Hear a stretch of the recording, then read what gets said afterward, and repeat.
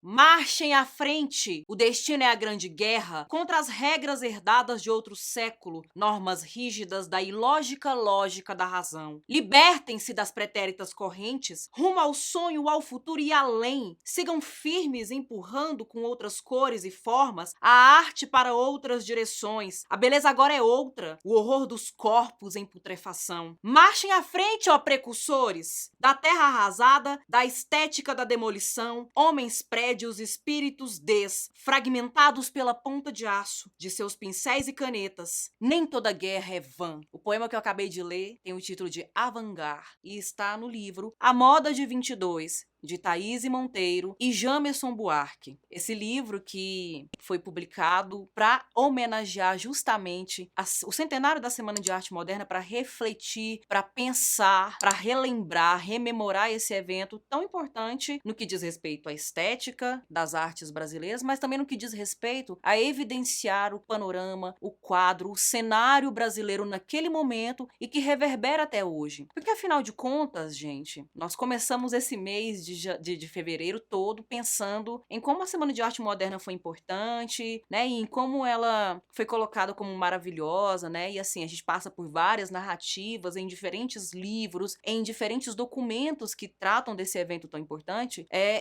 passa de uma forma muito enaltecedora, né, de colocar a Semana de Arte Moderna como o grande carro-chefe do modernismo, né, o grande acontecimento que permitiu essa abertura de portas dentro do cenário, né, cultural, do panorama cultural brasileiro. Mas nesse ano de 2022, no momento desse centenário, a gente precisa também encarar as contradições que ainda estão aqui no Brasil, as tensões que nós temos em várias instâncias desse país, seja política, seja cultural, seja no que diz respeito ao sincretismo religioso, seja social, regional, né? Tudo isso são questões importantíssimas, fundamentais da gente pensar e que não foram devidamente questionadas, debatidas, problematizadas nesse grande evento que foi a Semana de Arte Moderna. Primeiro, a Semana de Arte Moderna aconteceu no Teatro Municipal de São Paulo e ficou com aquela coisa, aquela ideia de que só São Paulo era modernista, só São Paulo estava se modernizando. Mas um dos primeiros vídeos em que eu falei, vou até deixar aqui no card para vocês verem depois, no vídeo em que eu comento a Semana de Arte Moderna, a Semana de 22,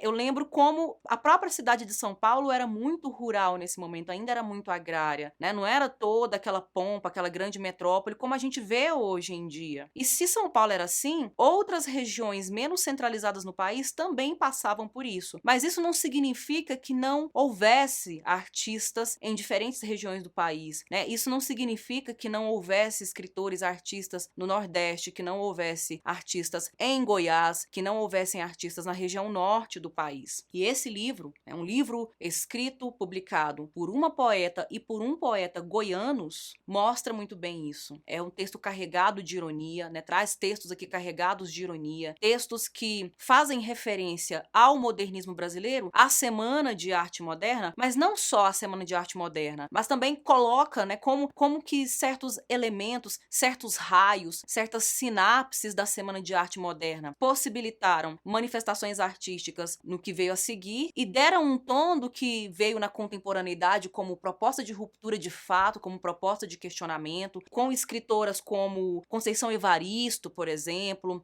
como escritores como Itamar Vieira Júnior, né, que são nomes que, se fossem 100 anos atrás, se fossem em 1922, eu muito provavelmente, mas assim, quase certeza absoluta, que sequer seriam inventariados na lista de escritores modernos, de escritores modernistas. Foi o que aconteceu, por exemplo, com Lima Barreto. Lima Barreto muitas vezes é classificado, entendido e estudado como um escritor pré-modernista. E, de fato, a produção das suas obras se concentram na virada do século XIX para o século XX, em que ele já aponta. Então, não existe nada de novidade ali nos escritores modernistas, a princípio, né?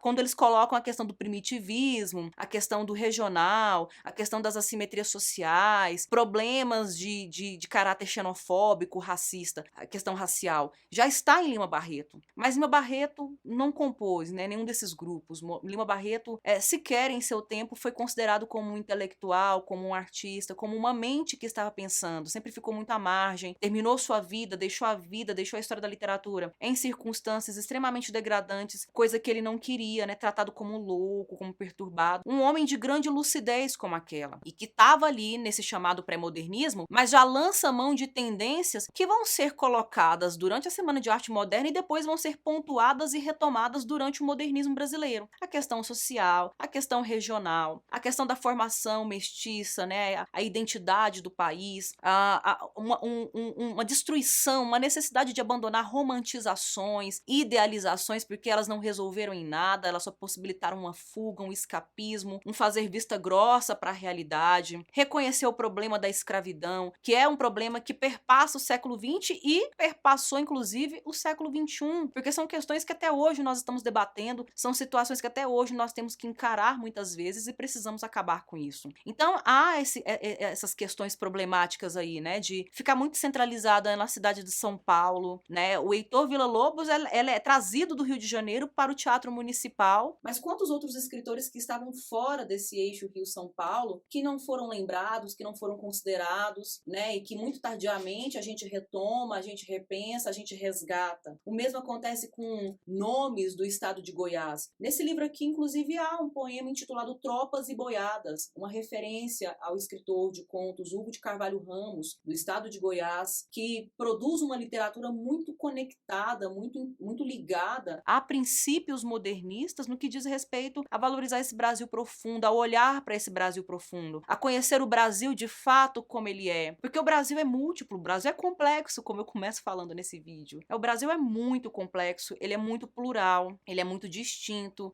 e todas essas vozes diferentes, essas formações diferentes, não foram devidamente contempladas e consideradas ali naquele momento, né, da semana de 22. Outra questão importante que também é colocada aqui nesse livro, e por isso que eu indico fortemente, é a menção às vanguardas europeias, né, e como essas vanguardas também trouxeram forças, colocaram linhas de força dentro do formato, da estrutura do movimento modernista, né, nessa ideia mesmo de pensar uma nova lógica, pensar uma nova estrutura, repensar a racionalização ou deixar de lado, num certo momento, essa racionalização exacerbada, porque a racionalização exacerbada não resolveu o problema de ninguém, não resolveu o problema do mundo, não resolveu o problema das guerras, né? A guerra, considerada por alguns fascistas como o Marinetti, futurista, que tinha tendências, né? Tinha essas tendências muito violentas, tendências realmente desconsideráveis, de colocar a guerra como uma única possível limpeza do mundo. Que limpeza é essa? Limpeza étnica? Limpeza de classe? Porque no caso de uma grande guerra, as classes, os devidos nichos privilegiados permanecem intactos, permanecem intocáveis, né? Intocados. Quem só é destruído é quem está em situação de vulnerabilidade social, de vulnerabilidade política. Então são todas questões importantes para a gente pensar a Semana de Arte Moderna, o modernismo brasileiro, a transição do século XIX para o século XX, esse chamado pré-modernismo, né, de como era necessário colocar uma lupa sobre os problemas do país e não tentar apagá-los simplesmente com um verniz, com uma demão, duas demãos de um pincel, de uma tinta, de um lustre. O problema está ali, o problema estava na raiz, estava no interior da constituição dessa nação. Fica aqui a sugestão dessa obra. Finalizo com a leitura de um poema extremamente sarcástico. Quem teve a ideia da Semana de Arte Moderna? Só sei que não fui eu. Depois que a gente tem a oportunidade de fazer o balanço e de analisar realmente os ganhos e as perdas de todos os eventos, de todos os processos, vale refletir sobre o verdadeiro legado que a Semana de Arte Moderna nos deixou e sobre pontos reticentes que foram deixados em aberto e que a gente precisa agora retomar, repensar e sugerir outras propostas para um país mais justo, mais posicionado nas rupturas com seus velhos padrões, com suas tradições, com suas opressões, com seu autoritarismo e, de fato, encarar o moderno como algo muito multifacetado, muito múltiplo, dentro dessa variedade cultural que o Brasil nos oferece. Eu vou ficando por aqui, eu agradeço a atenção de vocês, até a próxima.